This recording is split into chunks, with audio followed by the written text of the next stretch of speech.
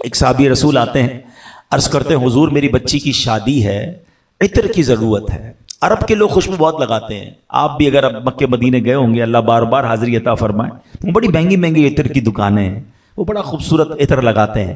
اس زمانے سے شوق تھا، شادی آ رہی تھی تو کہا حضور عطر خریدنا ہے۔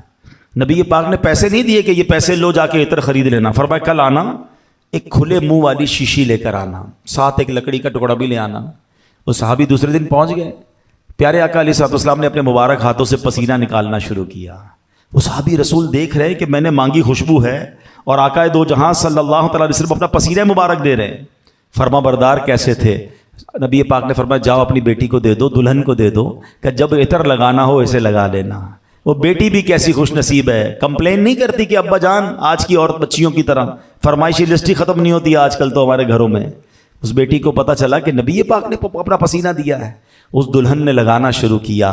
جب ہم عطر لینے جاتے ہیں نا، ہم کہتے ہیں ایسا عطر دینا ذرا دور تک مہک جائے، ایسا عطر دینا ذرا لانگ لاسٹک ہو۔ سنو ہوا کیا، اس دلہن نے پسینہ لگایا، حدیث کی کتابوں میں الفاظ ہیں وہ گھر بیت المطیبین کے نام سے مشہور ہو گیا، پورے مدینے میں وہ گھر مہکا کرتا تھا۔ اللہ اکبر، یہ کیسا عطر تھا؟ بریلی کے تاجدار بتاتے ہیں واللہ جو مل جائے میرے گل کا پسینہ، واللہ جو مل جائے میرے گل کا پسینہ، مانگے نہ کبھی عطر نہ پھر چاہے دلہن پھول، کیوں سرتاب قدم ہے تنے سلطان زمن پھول، لب پھول بدن پھول زکن پھول دہن پھول۔